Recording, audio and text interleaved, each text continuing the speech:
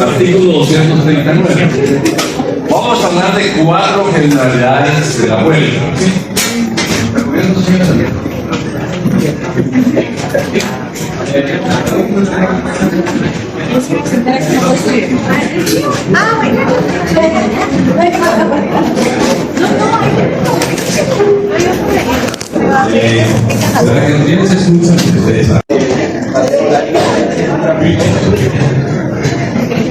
Vamos a hablar primero de la sanción por coacción o por violencia. Normalmente cuando se una huelga pueden suceder dos cosas. Nosotros los trabajadores podemos tomar la decisión de comenzar a coaccionar a nuestros compañeros para obligarlos a que pueden movimiento. Y ahí estamos cometiendo un delito.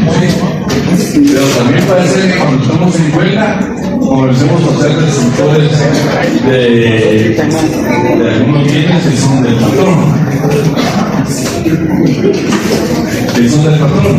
Entonces vamos a ver qué dice el artículo 200 del Código Civil.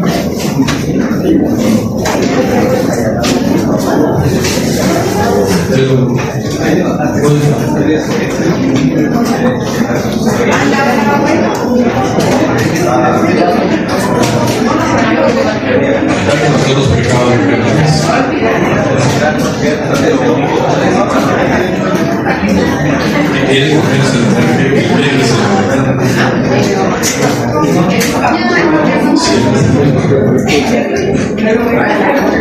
bueno, estamos 2 del mes, segundo párrafo. Por favor, compañero.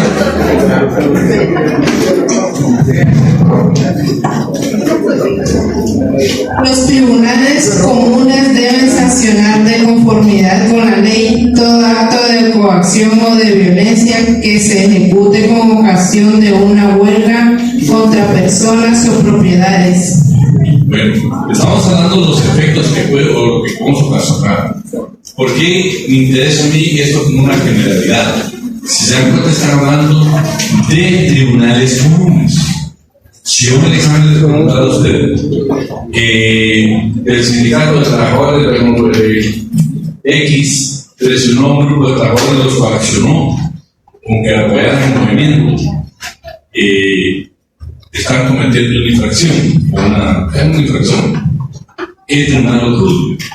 ¿Tribunal de trabajo? ¿Tribunal penal o tribunal civil? Bueno, esa es la respuesta que tenemos inmediata si lo analizamos. Que sería imputado a trabajo, estamos hablando de derecho laboral. No. Los tribunales comunes se están refiriendo, en este caso, a un tribunal penal o a un tribunal civil. Un tribunal penal porque puede ser que estemos cometiendo un delito. Y civil porque podamos ocasionar algún tipo de daño y nos podemos obligar bienes que no son nuestros y nos van a matar civilmente. Entonces la intervención, ¿por qué me parece tan grave? Porque la intervención entonces, por violencia, por coacción, son los tribunales comunes. Vamos a hablar de un tribunal de orden penal y un tribunal de orden civil. Vamos a ver eso. Veamos los efectos de la huelga legal. Artículo que... 240. 240. Muy bien. Tienen los efectos que hace la huelga. 240. El por favor, 240. Artículo 240. La huelga legal suspende los contratos de trabajo vigentes en las empresas en que se declare por todo el tiempo que ella dure. Bueno, entonces no termina el contrato de trabajo, lo suspende. Para efectos de examen que no está en las hojas que les enviamos, artículo 70 literal A y artículo 71 literal A y B. Estamos hablando de la suspensión de los contratos de trabajo. Eso me lo rechazaron, ¿eh? 70 inciso A y 71 inciso A y B. Entonces estamos, no la va, no vamos a terminar los contratos de trabajo, lo va a suspender. Veamos hoy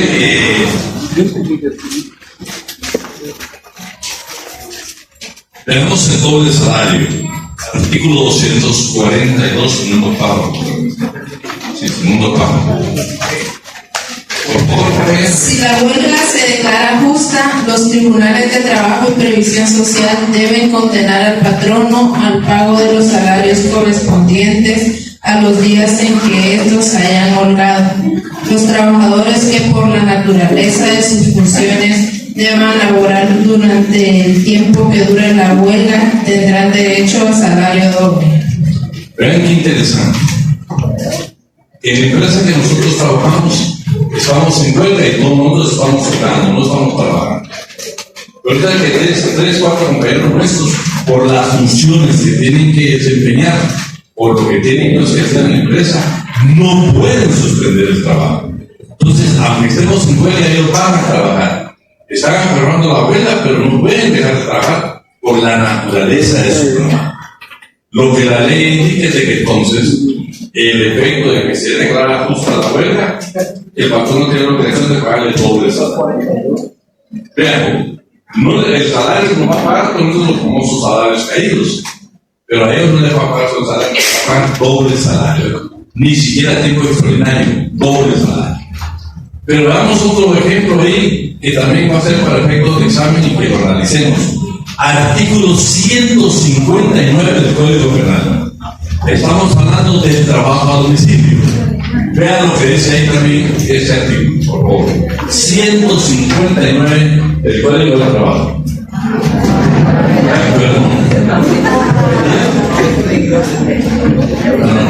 Perdón, rectificamos, rectificamos. 159 del Código de Trabajo. Estamos hablando del trabajo a domicilio. Perdón, tengo mis lapsos también, ¿cierto?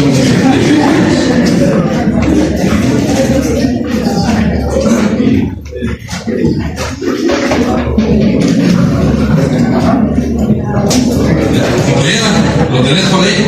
Artículo 159. Las retribuciones de los trabajadores a domicilio deben ser canceladas por entregas de labor o por periodos no mayores de una semana, y en ningún caso pueden ser inferiores a las que se paguen por iguales obras en la localidad o a los salarios que les corresponderían a aquellos si trabajaran dentro del taller o fábrica de un patrón. El patrono que infrinja esta disposición debe ser sentenciado a pagar una indemnización a cada uno de los trabajadores equivalente al doble de los salarios que haya dejado de percibir. Vean que son dos instituciones diferentes. ¿Sí? Acá lo que sucede en el trabajo a domicilio es que el patrono no quiere pagar lo que corresponde. Entonces ahí se le va a imponer una sanción que es una indemnización equivalente al doble del salario. Allá es porque trabajamos. Acá es una indemnización que acá es con el trabajador. Aquí se encuentra el patrón. Vamos a ver, eso no lo perder. Se lo puedo preguntar facilito en el examen que lo contesta. ¿Sí? No. Veamos ahora los efectos de la huelga legal. Artículo 244, primer párrafo. Artículo 244 del Código de Trabajo.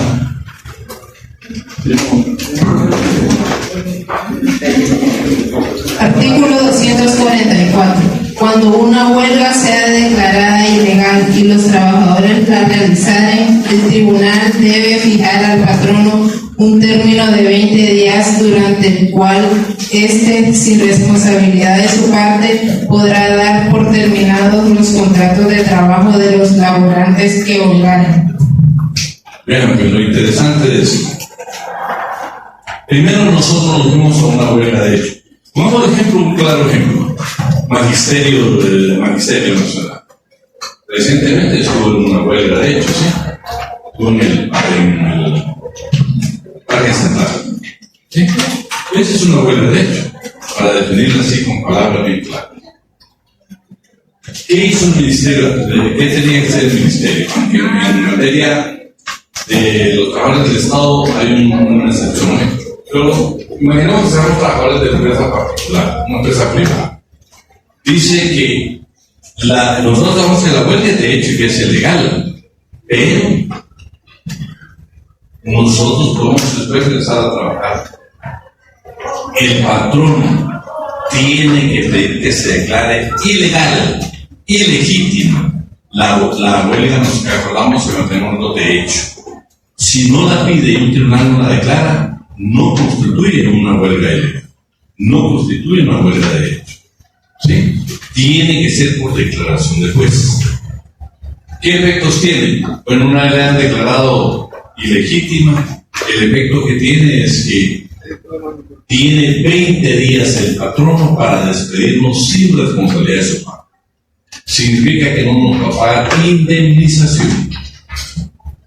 Pero vean, por favor, son plazos. Estos plazos prescriben. Si en 20 días el patrono no nos despide, prescribe su derecho a despedirlo. No nos puede despedir por esa causa. Vamos a ver. Sí.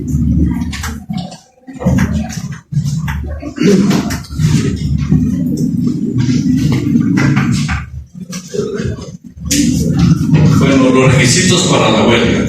Quiero que todos nos ubiquemos en el artículo 394.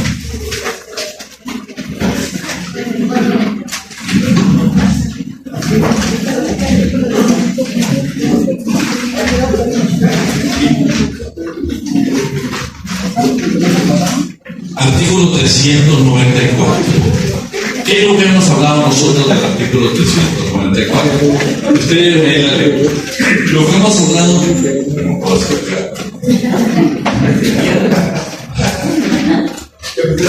El 394. Nosotros contemos el conflicto colectivo en el 377. Todo el proceso que llevamos hasta la conciliación es de 15 días, que el tribunal de conciliación va a conocer nuestro conflicto. Pero ¿qué pasa si transcurrieron unos 15 días? Entonces, acuérdense que el tribunal de conciliación no dicta sentencia, solo rinde un informe. ¿Qué pasa después de eso?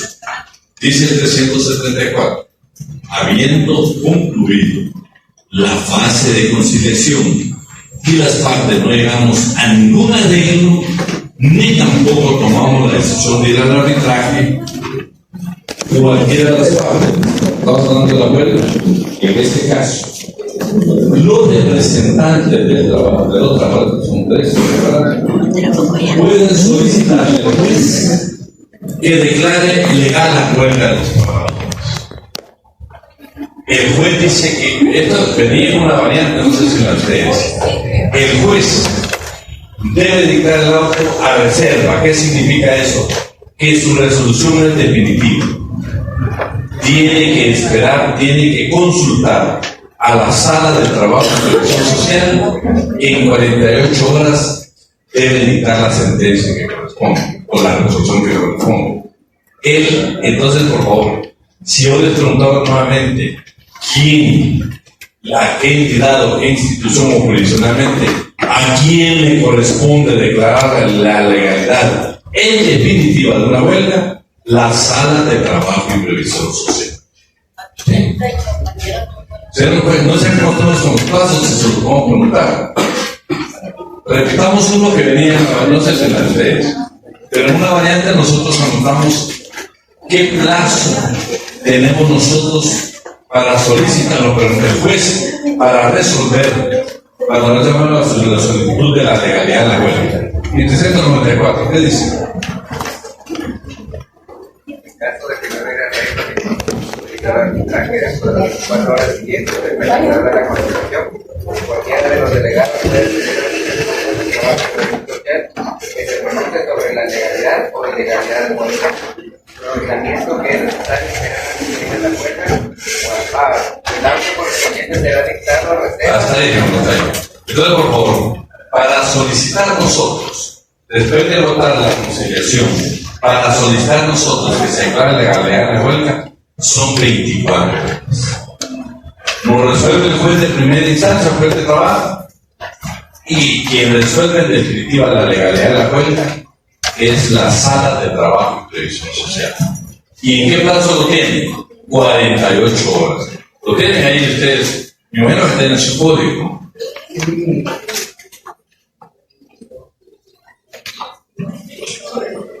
Pero sí, y mi esposa no tiene para.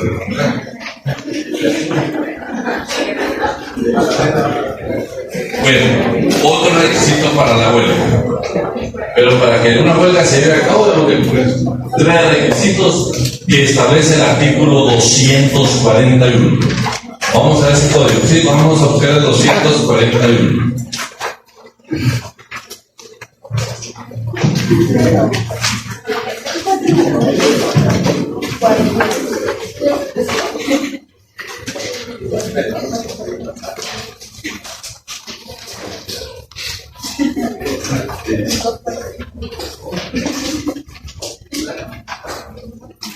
Están los 241.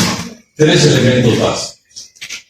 Que se cumpla con el 239, que hayamos agotado los procesos de conciliación y que apoye el movimiento la mitad más uno del total de trabajadores de la empresa. ¿Sí? No, eso creo que ya lo hemos repetido de veces. Quedamos bien claros y precisos con ustedes que algunos códigos que ustedes compraron, o se los dieron en propaganda política, dice 248. Sí, está derogado. Pero como era regalado, no nos importa. Vamos entonces, tres momentos que según nuestro código de trabajo se da la huelga legal. Tres momentos.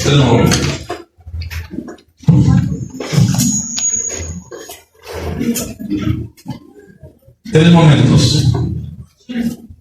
Primero, en el 394, ahí está claro el primer momento, ¿sí? Ya la sala de trabajo y presión social declaró legal la huelga. Estamos en la primera fase. Pero hay dos importantes. En todo el proceso se recuerda que lo primero que tocamos era conciliación. En el artículo 386 del Código de Trabajo habla de un convenio colectivo. ¿Qué es lo que dice? Planteamos el conflicto y las partes están de acuerdo, patrón y trabajador. Entonces firmamos un convenio. Contenido del convenio, la base legal que hemos hablado, artículo 386 del Código de Trabajo. ¿Sí? Pero veamos que dice un párrafo ahí.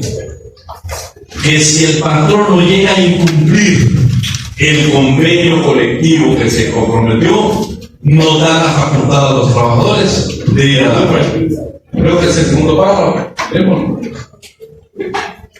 No lo tenemos ahí en el simplificado. Código mismo, código.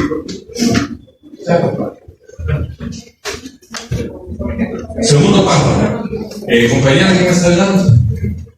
Queda a salvo el derecho de la parte que ha respetado el convenio para declararse en huelga o en paro.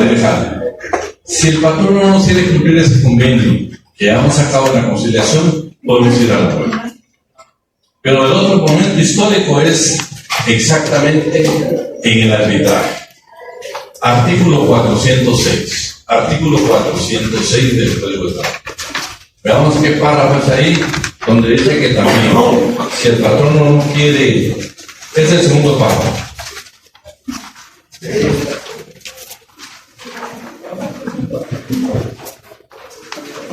(406)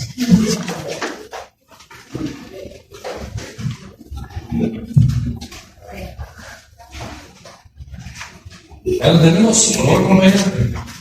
Queda a salvo el derecho de la parte que ha respetado el laudo para pedir al respectivo juez de trabajo y previsión social su ejecución, lo que fuere posible, y el pago de los daños y perjuicios que prudencialmente se fije.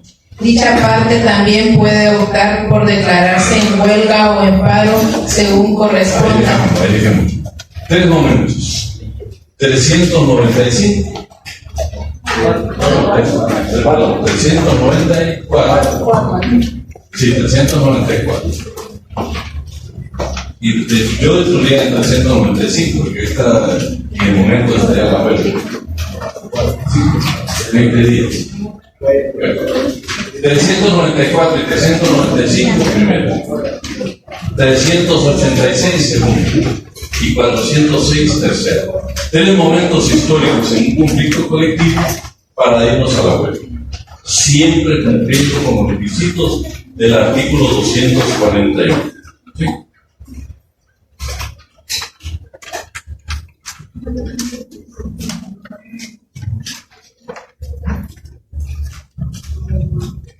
Ahora, plazo para estallar en huelga o para ir a la huelga. ¿Sí? 20 días, pero miremos la base legal. Artículo 395. ¿Qué plazo tenemos los trabajadores? Ya nos dijeron que la huelga es legal. El juez nos va a dar un plazo para ir a la huelga o estallar en huelga. 20 días. ¿Y qué pasa si no lo hacemos en esos 20 días? El conflicto sigue planteado. La ley no dice que el conflicto termine porque nosotros no hicimos uso de esos 20 días. Lo que la ley dice es que el conflicto que está planteado hay que resolverlo. Y como es un conflicto de carácter económico-social, hay que resolverlo. Entonces nos queda el arbitraje obligatorio. Lo dice el 395. Lea. Artículo 395. Compañera, por favor. Si no hubiere arreglo o no se hubiere suscrito compromiso de ir al arbitraje, los trabajadores gozan de un plazo de 20 días para declarar la huelga calificada de legal, contados a partir del momento en que se les notifica la resolución de la sala confirmando el pronunciamiento del juez. Pasado este término, sin haberlo declarado, deben acudir al arbitraje obligatorio. Igual regla rige para los patronos, pero el plazo para declarar el paro es de 3 días y se comenzará a contar desde el vencimiento del mes a que se refiere el artículo 246. Pero no nos vamos a meter al paro porque es el siguiente tema. Toda la huelga tenemos 20 días y se nos queda todavía el arbitraje obligatorio. ¿Sí? Procedimiento para obtener la declaratoria de una huelga ilegítima o de hecho. Estamos hablando de la huelga, ¿sí? El último párrafo del artículo 394 dice más o menos esto. Nosotros los trabajadores nos unimos a una huelga de hechos. No la puede declarar una autoridad administrativa que es legítimo y legal. Quien debe declararla es un juez de trabajo y previsión social. Y dice que debe de acudir a través de los incidentes con un periodo de prueba únicamente de 5 días. ¿Y dónde se van a hacer las notificaciones? En el centro de trabajo. Veamos, compañera, que dice el artículo 394, último párrafo. Para la declaratoria de ilegalidad de una huelga o de un paro acordados y mantenidos de hecho, se tramitará la cuestión en forma de incidente, a petición de parte, pero el periodo de prueba será únicamente de 5 días. Las notificaciones que procedan se harán forzosamente a las partes en el centro de trabajo de que se trate. Sí, ven qué interesante. Normalmente estamos asociados por abogados y ponemos la oficina o el casillero electrónico. Pero para un conflicto de carácter económico y social, vean lo que dice, forzosamente tienen que notificarse en el centro. Eso lo notan, eso es importante. El periodo de prueba, los incidentes que ustedes ven en la ley orgánica judicial es totalmente diferente. Este es especial porque son únicamente 5 días. ¿Sí? ¿Qué efectos tendría la huelga ilegal o la huelga de hecho? Esta huelga de hecho. Tenemos que dice el 244, primero y segundo párrafo.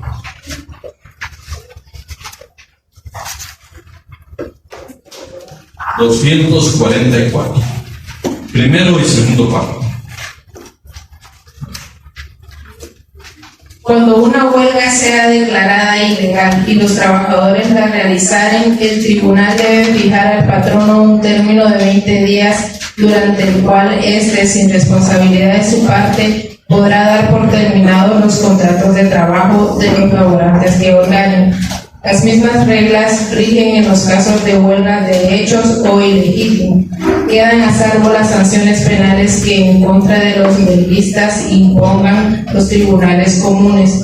Los nuevos contratos que se celebre el patrono no puede contener condiciones inferiores a las que en cada caso rigieron antes de realizarse el movimiento de huelga.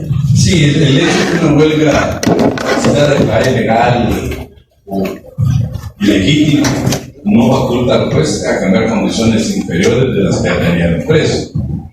No se logró nada, pero tampoco se minimizó ninguna garantía para la clase trabajadora. Vean, para los trabajadores del Estado el procedimiento va a variar. Muy poco, pero va a variar. Primero que tiene su disposición legal. Lo primero. Entonces, como esto, ustedes, algunos tienen material, pero no todo. No todo lo descargaron. Entonces, vamos a pedir, por favor.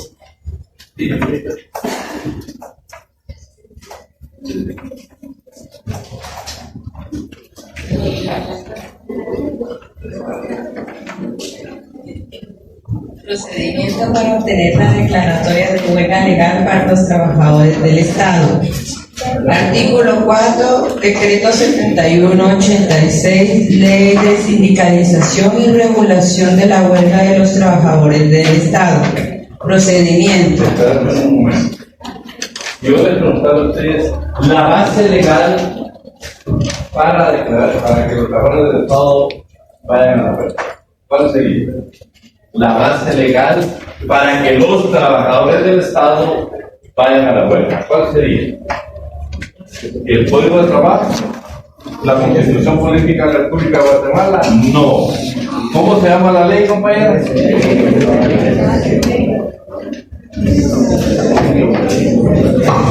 ¿Cómo se llama la ley? Decreto número 71-86, ley, compañeros, lo voy a repetir por favor para que no se vea grabado. Aquí traemos un sobrino. Ley de Sindicalización y Regulación de la Huelga de los Trabajadores del Estado. Por favor, anotamos eso, pero los que tienen material no me pena los traen, pero quienes no lo tengan, ley, despacio compañera, porque aquí no están copiando rápido. Decreto 7186, Ley de Sindicalización y Regulación de la Huelga de los Trabajadores del Estado. Bueno, ahí estamos, por favor, anotamos eso. Continuamos, compañera. Procedimientos. Para el ejercicio del derecho de huelga de los trabajadores del Estado y de sus entidades descentralizadas y autónomas, se observarán los procedimientos establecidos en la presente ley y, supletoriamente, los que prescribe el Código de Trabajo en lo que fuere aplicables y no contravengan las disposiciones siguientes. A. La vía directa tendrá carácter obligatorio para tratar conciliatoriamente pactos o convenios colectivos de condiciones de trabajo, teniendo siempre en cuenta para su solución las posibilidades legales del presupuesto general de ingresos y egresos del Estado, y en su caso el de las entidades descentralizadas y autónomas de que se trate. Dicha vía se tendrá por agotada si dentro del plazo de 30 días de la presentada la solicitud por parte de la interesada no se hubiera arribado a ningún acuerdo, a menos que las partes dispusieran ampliar el plazo indicado. B. Cuando se omita la comprobación de haber agotado la vía directa, no se dará trámite al conflicto respectivo, debiendo el juez de oficio adoptar las medidas necesarias para comprobar tal extremo. Pero solo vamos a entenderse un poco. Cuando se hablan, ustedes vieron los pactos colectivos de condiciones de trabajo. Exactamente estamos en esta etapa hablando de los trabajadores del Estado. Obligatoriamente tenemos que adoptar la vía directa. También esta expresión legal habla que son 30 días. Y se recuerda que leyeron ustedes por ahí un artículo que eran 30 días. Vamos claros con eso. Pero ven que agotar la vía administrativa es de carácter obligatorio. Dice el juez de trabajo cuando le plantea un conflicto, ¿sí?, y no se demuestra que se haya agotado la vía directa, los 30 días, dice que el juez tiene que rechazar, tiene que suspender el trámite del conflicto hasta que se logre probar que sí se agotó la vía directa. Vean qué interesante. Si en la vía directa no hay conflicto colectivo en el Estado, es obligado. Ahí el inicio ahora siempre es una exageración con estos artículos, habla luego de peticiones. Pero acuérdense que cuando estamos hablando del Estado, estamos hablando mayormente nosotros la discusión de un pacto colectivo de condiciones de trabajo. Y los pactos lo que tienen son artículos, no peticiones, ¿sabes? Pero continuemos. C. Acreditado el cumplimiento del requisito anterior, inmediatamente el juez resolverá dando trámite a la solicitud y al pliego de peticiones respectivos y se entenderá planteado el conflicto. Para el solo efecto de que ninguna de las partes tome represalias en contra de la otra ni le impida el ejercicio de sus derechos. No constituyen actos de represalia lo que disciplinen infracciones laborales o implique el ejercicio de derechos contenidos en la ley. Vamos a entender. Cuando habla de represalia dice, no significa que sea represalia que, por ejemplo, que la compañera haya infringido una norma que es motivo de despido. Ahí tienen derecho a despedir. ¿Sí? Y también vamos a leer ahorita de qué pasa el derecho de la compañera en que la empresa empresaria si ella quiere renunciar, puede renunciar. Y vamos a dar un tema muy valioso ahí. Termina de leer esa parte. No constituye actos de represalia lo que discipline infracciones laborales o implique el ejercicio de derechos contenidos en la ley. En consecuencia, los trabajadores podrán dar por concluida su relación laboral sin autorización judicial. Cuando exista causal de despido indirecto e imputable al Estado o en caso de renuncia, conservando el derecho al reclamo de las prestaciones que por ley pudiera corresponderles, acudiendo a los procedimientos legales que les sean aplicables. Tampoco constituyen actos de represalias por parte del Estado de sus entidades descentralizadas o autónomas, la cancelación de nombramiento o contratos de trabajo en los casos siguientes. 1. Inconstitucional. Ese que significa no es que se declaró inconstitucional. Vamos al siguiente. 2. En los casos de huelga acordada y mantenida de hecho, sea cual fuera. Denominación siempre que implique abandono o suspensión de labores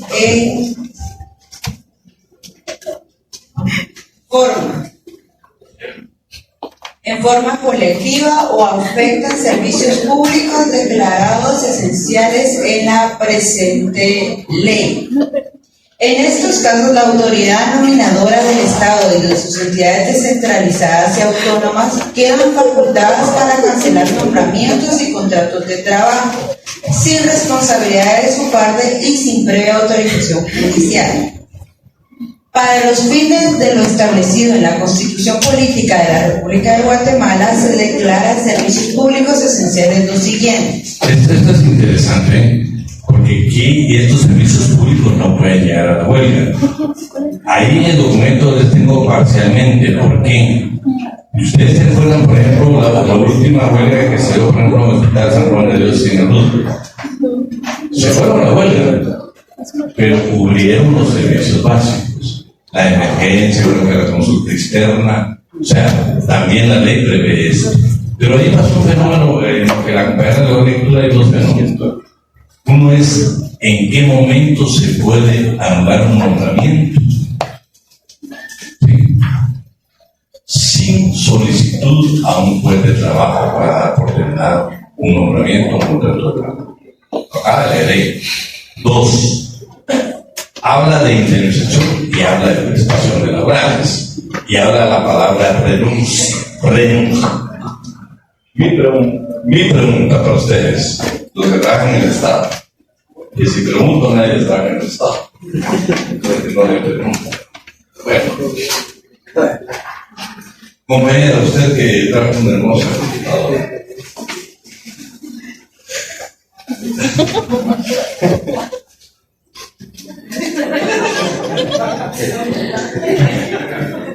Solo para le vamos a cobrar derecho de piso. Vamos a ver quién, compañero. toca a usted. Vamos a ver. Si yo soy trabajador del Estado y renuncio, ¿tengo derecho a indemnización? No creo. Le voy a preguntar a usted. Tengo preguntas, no me contestan. ¿Qué es eso? No sé, mire, hay cosas que no tienen ustedes porque esa meta, pero estamos aprendiendo juntos. ¿Sí? La pregunta es, si yo soy trabajador del Estado y renuncio, ¿tiene por alguna obligación de pagarme indemnización? No, la regla general es que no. La Constitución habla únicamente de ese caso de despido. Pero ¿y entonces por qué sí será?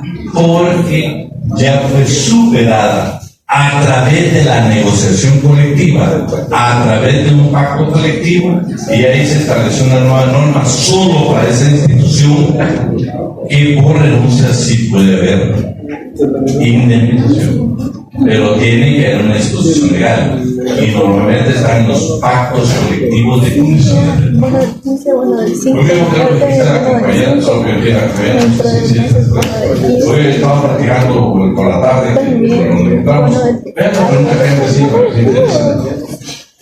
Hablando del Ministerio de Salud Pública y de Asistencia Social, no hablamos del lado que tiene, sino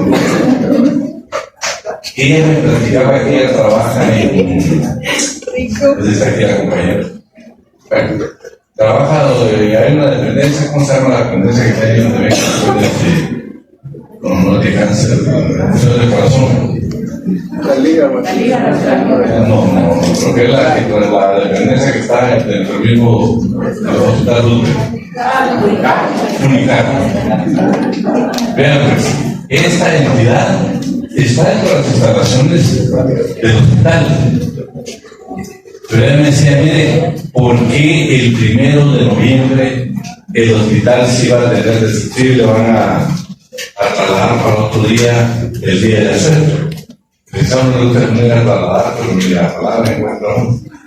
A veces los disfruto de chavo, por favor. Aparte de ustedes están recién casados.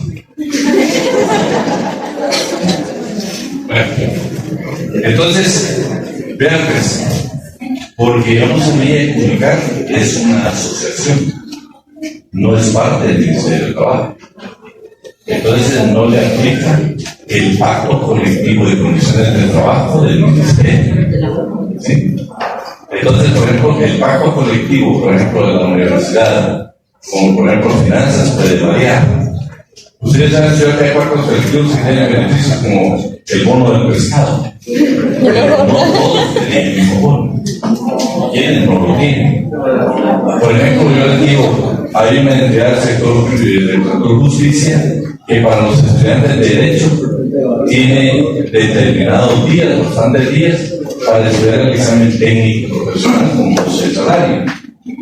Y también dice que para la tesis de graduación también hay un aporte económico. Pero eso es únicamente para esa institución, no para todos. Entonces, por favor, lo que estamos viendo ahorita son generalidades que muchas veces han sido superadas a través de la negociación colectiva y en el Estado directamente a través de pactos colectivos de condiciones de trabajo o convenios colectivos que también hay más. ¿Qué vas a decir? Perdón, yo tengo una pregunta. Por ejemplo, licenciado, ¿qué pasa cuando uno, por ejemplo, que una institución ya tenga un pacto colectivo, pero en el momento de que la misma institución esté emplazada porque quieren crear otro nuevo pacto colectivo, se siguen respetando siempre las mismas reglas que tenían antes, ¿verdad? Sí, dos cosas porque la compañera dice es importantísimo. Y dale que es un reconocimiento aún a veces de la asociación de pactos colectivos. No nos olvidemos los abogados que los dirigentes sindicales, algunos estudian derecho, pero no todos. No todos. Entonces lo importante es la asesoría, por lo que nos preguntan. ¿Sí? Si ya es un pacto colectivo de condiciones de trabajo que funcionan, pero el sindicato acá quiere denunciar un nuevo pacto, que es la palabra que está hablando del señor, denunciarlo, ¿será que se queda sin efecto y ahora va a entrar en vigencia aquello? Los derechos adquiridos aquí no pueden regresarse allá. Este nuevo pacto debe superar lo que dice este pacto. ¿Qué es lo que muchas veces no entienden? Yo te digo ahorita que estoy viendo un asunto del sindicato Oíme, literalmente transcriben el pacto anterior. Entonces no tiene sentido ser ley profesional. Escúchenme, el mejor ejemplo que yo les puedo dar a ustedes es el Congreso de la República. Toda la vida, yo les digo, hace como 5, 6 o 8 años, 10 años, ¿se recuerdan? Ese pacto como colectivo, qué barbaridad, que alguien de servicios gane 30,000 pesos. Que nosotros mismos fuimos críticos al decir, pero qué salarios tiene la gente del Congreso. Señores, a quien la ley tuvo que haber perjudicado fue la autoridad denominadora, a esa junta directiva de ese entonces, donde en el pacto colectivo estableció que todos los años los trabajadores del Congreso iban a tener un incremento del 10%. Y hasta el día de hoy siguen obteniendo ese incremento. Porque es una ley profesional. Ni la Corte de Constitucionalidad fueron a la Corte. Y la Corte dijo, disculpen, esta es una ley profesional. Por eso ahora es importante la palabra homologación.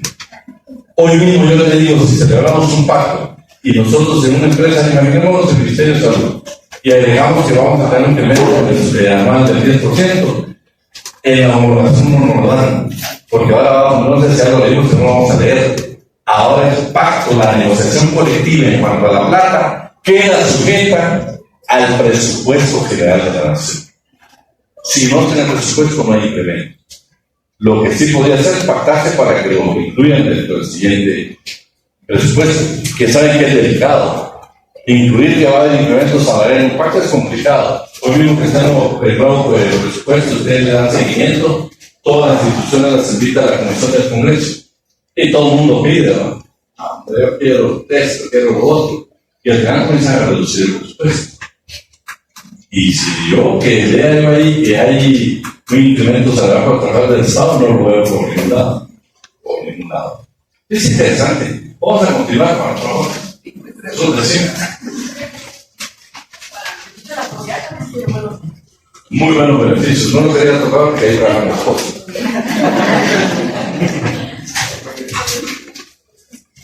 Uno, hospitales, centros y puestos de salud, así como servicios de higiene y aseo público. Vamos a hacer esa parte. Sí, por favor. Servicios telefónicos, de aeronavegación, telegráfico y de correo. Todos ellos lo pueden enviar a la escuela. Sin embargo, vamos a ver sin embargo. Administración de justicia y sus instituciones auxiliares, transporte público, urbano y extraurbano, estatal o municipal de todo tipo, servicio de suministro de agua a la población y de producción, generación, transportación y distribución de energía eléctrica y de combustibles en general, y servicio de seguridad pública.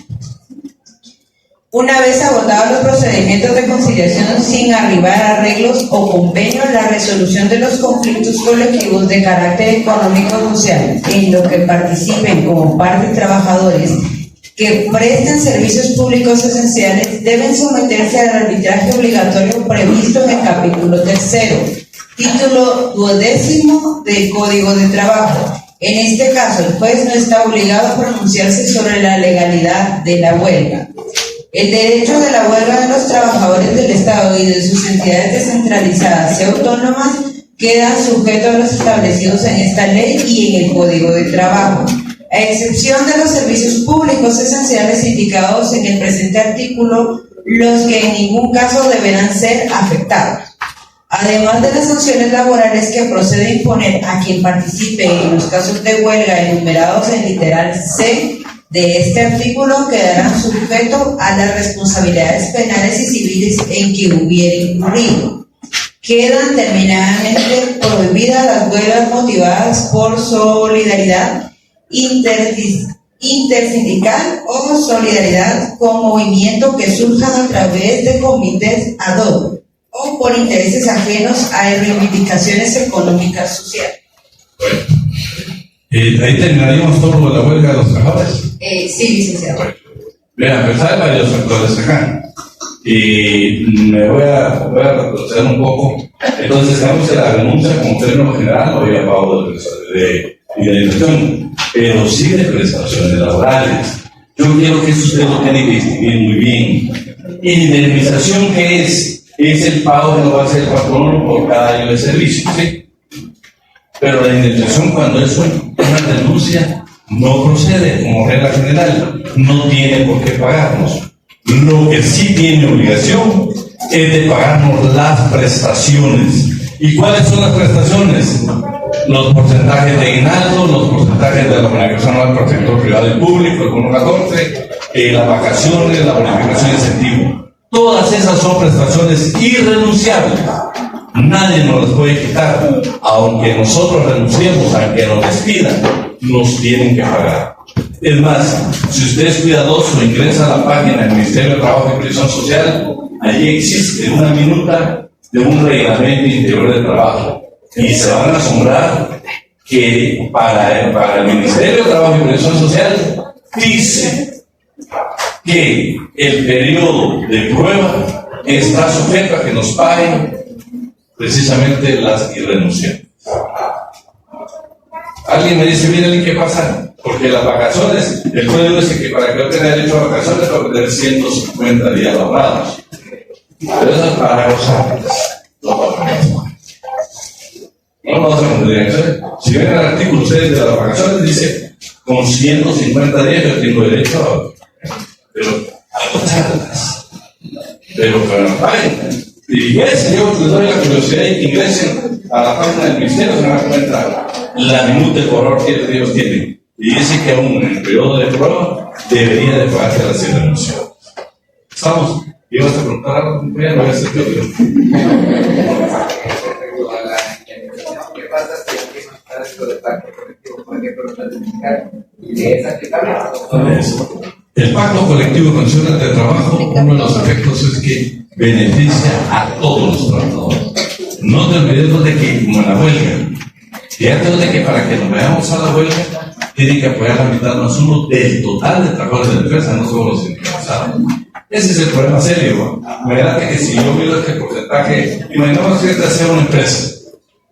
Yo te garantizo que sindicalizados habrán el 25%. El otro 75% no quieren ni saber del sindicato. Pero con el pacto colectivo beneficia a todos los trabajadores. Imagínate, los honorarios se los va a pagar solo los trabajos sindicalizados. Pero lo valioso de esto es de que también el sindicato mayoritario es con quien se discute el pacto colectivo. Por ejemplo, yo te digo, Ministerio de Salud, ¿cuántos sindicatos tiene el Ministerio de Salud? 58 sindicatos. La ley dice que se va a discutir el pacto con el mayoritario. O sea, tener 57 que gozan más de licencia sindical que de beneficio para la clase trabajadora, porque la discusión de los pactos colectivos es común, que es el mayoritario.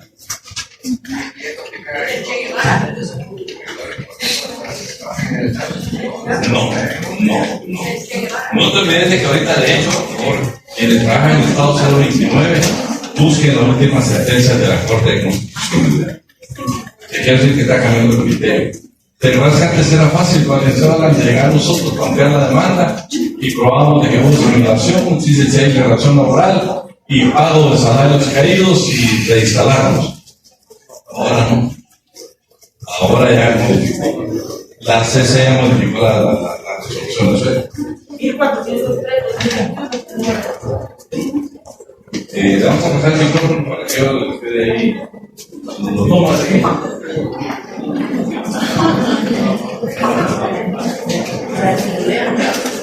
La verdad es que el Estado ahorita está trabajando en una dependencia del Estado. Que representa los intereses del patrón.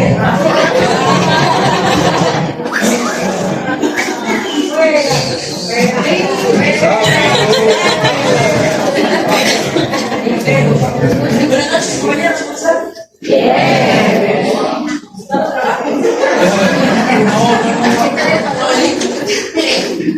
Pues su servidor tiene la bendición de asesorar la parte patronal, pero también llevo casos de trabajadores de diferentes entidades del Estado, de los diferentes ministerios, secretarías. El Estado es muy grande, la mayoría. Pero obviamente la asesoría, una buena asesoría, y el maestro siempre les ha dicho, radica en el conocimiento del abogado. ¿Sí? Yo he tenido la bendición de que algunos de mis exalumnos han sido mis jefes. ¿Por qué? Porque obviamente pues miran en alguno la capacidad y pues dicen, algo sabe, ¿no? Entonces, efectivamente, cuando se trata del tema de reinstalaciones hay que tener cuidado. La negociación de pactos colectivos, la verdad que es algo muy, muy interesante. Es algo que si usted no se dedica al derecho laboral, para que nunca lo vaya a ver o nunca lo vaya a entender. Pero ese estira y encoge en esa negociación en donde el sindicato quiere más, pero el patrono no puede por la disponibilidad presupuestaria, es bien difícil. Yo estuve asesorando una municipalidad, acá en un municipio, en un departamento aledaño acá en Guatemala, en donde los trabajadores pedían un aumento del 35% del salario para 15,000 trabajadores. O sea, eso excedía totalmente el presupuesto asignado. Entonces, ¿cómo hacemos? Obviamente, uno piensa como trabajador, ¿no? Y dice, pero es que tiene billete, díselo. Lo que pasa es que sí, ¿qué pasa? Y al final, todo ese dinero se paga en salarios. Entonces, los vecinos no van a tener como, ¿qué van a poder gozar? El ornato, ¿sí? No van a poder gozar. Entonces, ¿qué pasa en la práctica? Por ejemplo, vienen los trabajadores, promueven un conflicto colectivo, una demanda colectiva, y en este caso lo que procede es que el juez emite prevenciones y le dice, no puede despedir. ¿Sí? No puede despedir. Yo tuve la bendición en el año 2021 estar asesorando a un patrono, una entidad del Estado, específicamente una secretaría, y nos emplazaron y estábamos negociando un pacto colectivo. Miren ustedes, eran horas y horas y horas, donde el sindicato nos cerró la entidad. Yo andaba en Facebook como que era el traidor del pueblo, mira, de verdad. Porque decían corrupto, ladrón y de todo, le decían, ¿no? Y me decían, eso, pero obviamente, y después digo, pero el punto que hoy es, vino en ese tiempo, nos demandaron. Y también empezaron los despidos, ¿no? Empezaron los despidos. No obstante que había emplazamiento, yo recomendé no despidamos. No es que los tenemos que sacar. Bueno, yo ya advertí y empezaron a despedir. Pero entre los despedidos iban gente que representaba al patrono. Como por ejemplo, el director administrativo, el director financiero, el director de jurídico. Entonces vengo yo, promuevo la apelación, no pega, me voy al amparo, no pega, y en apelación de amparo ante la Corte de Constitucionalidad, me pegó la apelación. Y el expediente 1403-2021 de la Corte de Constitucionalidad, que es uno de los fallos que sentó jurisprudencia, esta Corte me dio la razón. Y sentamos jurisprudencia en cuanto a que si se trata de un cargo de dirección, claro, probándolo, ¿no? De representación o cargo de confianza, no procede reinstalación. Y muchos abogados, como el maestro lo indica, le dicen a usted, fíjese que usted era la directora de jurídico, quiero promover mi reinstalación, y el abogado que le dice, no se preocupe, yo se la promuevo. La reinstalación aproximadamente está tardando entre 2 o 3 años. 2 o 3 años perdidos, cuando tendrían que haberse promovido derivado de un despido injustificado el pago de la indemnización. Extremo que no acontece. ¿Y qué pasa? Pasan los 3 años y perdió el caso. ¿Y qué le dice el cliente al abogado? Pero si usted no lo había recomendado. Sí, pero lo que pasa es que el abogado no estaba enterado de la jurisprudencia. Porque la jurisprudencia es como su ex, cambia. ¿Sí? Cambia. Cada 5 años cambia los magistrados, cambia la jurisprudencia. Entonces, ¿qué tenemos que estar nosotros actualizados? El código es hermoso. Si agarra uno de los presentadores, dice que le da para trabajar en Guatemala de 14 años. Eso es lo que dice el código, ¿no? Pero ustedes ya saben que eso sufrió reformas por medio de un acuerdo. Igual sucede con la jurisprudencia. Y este expediente que yo les estoy diciendo, ustedes lo pueden buscar ahí en la página de la Corte de Constitucionalidad. Se sentó jurisprudencia en donde no procede reinstalación. Otro de los típicos casos, ¿saben qué pasa? ¿Cuál es el plazo que tengo yo para demandar en el Estado? 3 meses según el 87 de la Ley de Servicio Civil. ¿Saben qué dice la Corte? Bueno, en este caso, uno dice, para las irrenunciables son 2 años. ¿Sí? son 2 años, porque el 264 regula que la negociables son de 2 años. No, se aplica el 87 porque es un servidor público. Mi profesión era 029, sí, pero usted está pretendiendo que se declare la existencia de la relación laboral. Entonces, ¿qué pasa con eso? Hay que analizar el caso en concreto. ¿Sí? Esto aunado al caso que les acabo de contar. Y bien interesante, el plazo que tiene el trabajador para darse por despedido de forma indirecta. 20 días, dice el código, ¿verdad? A partir del momento que dio origen a la causa.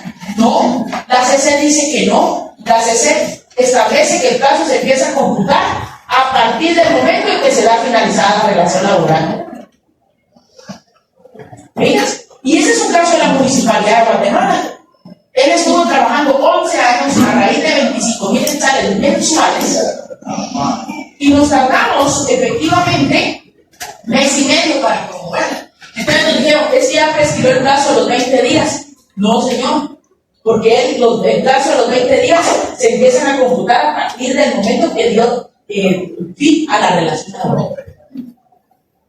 Y ustedes dicen, y entonces aquí cómo es la otra. Gracias.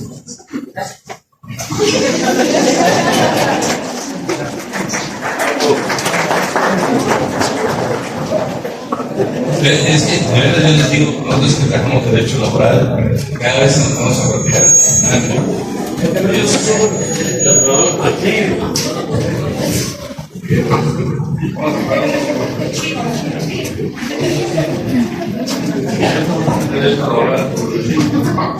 Pero les decía, no es fascinante, pero quisiéramos para terminar nosotros los puntos que nos faltan.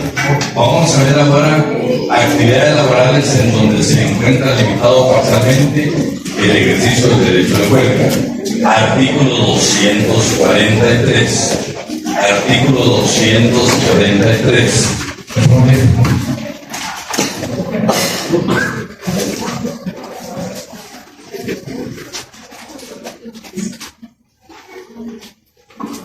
Código de Trabajo. Artículo 243, Código de Trabajo. Reformado por el artículo 300, Decreto 18/2001 del Congreso de la República, no podrá llegarse a la realización de una huelga. Inciso A. Por los trabajadores de las empresas de transporte mientras se encuentren en viaje y no hayan terminado este. Bueno, le ponemos atención. Empresas de transporte, pero ¿qué requisito? Que se encuentren en viaje y que no haya terminado. O sea, si hay un requisito, no es únicamente la empresa de transporte. Continuamos.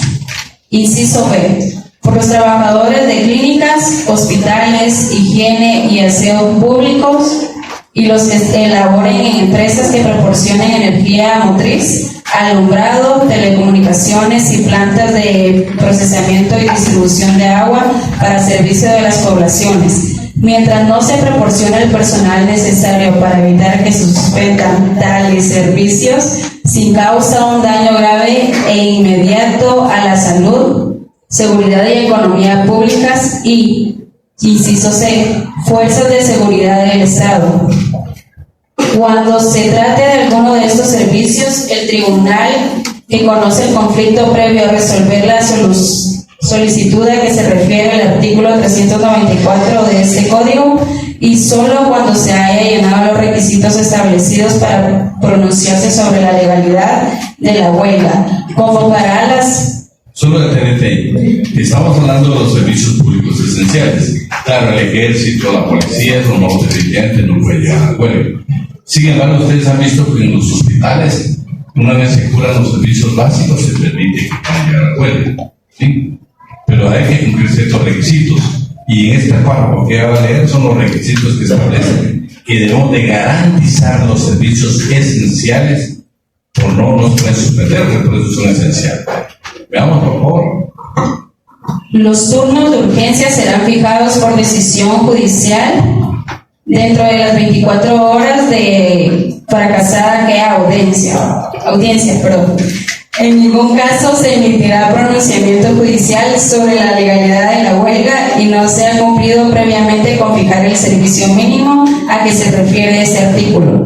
Los turnos de emergencia para asegurar la prestación de un servicio mínimo se fijarán entre el 20 y 30% de totalidad de los trabajadores de la empresa, establecimiento o negocio que se trate, o en los casos de huelga gremial de los trabajadores de la misma profesión o oficio dentro de cada empresa, establecimiento o negocio. El tribunal competente procederá de la misma forma aun cuando la huelga no concierna el servicio esencial, según la definición precedente, cuando la misma, por su duración o repercusiones, adquiera tal dimensión que haga peligrar la vida, la salud o la seguridad de toda o parte de la población. Esto es sumamente importante, porque antes no se permitía definitivamente, pero poco a poco a través de la nación colectiva lo permitido. Lo ideal acá es que los servicios esenciales sí no se pueden paralizar. Eso sí es una norma general.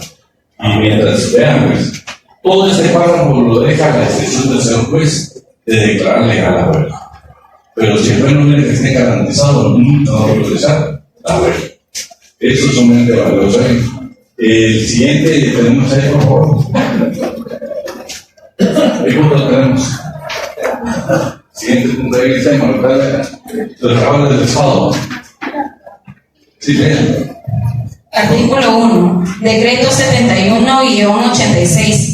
Ley de sindicalización y regulación de la huelga de los trabajadores del Estado. Los trabajadores del Estado y sus entidades descentralizadas y autónomas podrán ejercer sus derechos de libre sindicalización y huelga de acuerdo a las disposiciones de la presente ley. Entonces, por favor, también con los trabajadores del Estado que esta disposición. Y el último tema que quiero que miremos hoy es cómo termina una huelga. No como la sería terminar, sería bueno. ¿Cómo terminamos las huelgas? Bueno, primero la terminamos en el artículo 394 y 95, realmente en 95. ¿Qué pasa si nos dan los 20 días y no estaremos sin huelga? Ahí termina la huelga, porque lo que nos queda es el arbitraje obligatorio. En el artículo 397, numeral 1, inciso B, el Código del Trabajo, estamos hablando de el arbitraje administrativo. Y en el inciso B, ¿quién tiene por ahí? ¿Dónde vamos a ver otro micrófono? Eso es importante. ¿Dónde está? Ahí lo tenés, para que ya se haya perdido.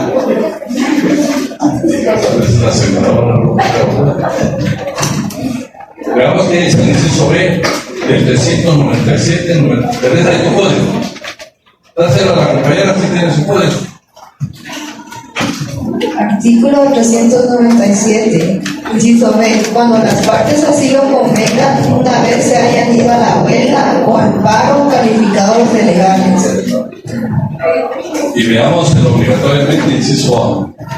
En los casos en que una vez calificados como legal la huelga o el paro transcurra el término correspondiente sin que se hayan realizado. En esos casos damos por terminada nosotros la huelga, ¿sí? ¿Creen que no ya los que van a colaborar con los funcionarios? Los que ya comiencen a trabajar y mandarnos. Ya me mandaron un funcionario. Los que quieran hacerlo, los que no, pues que vamos a hacerlo. A nadie lo podemos obligar. A nadie lo podemos obligar a nada.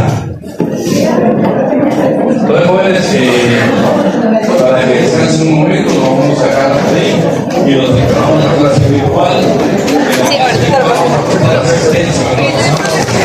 Sí,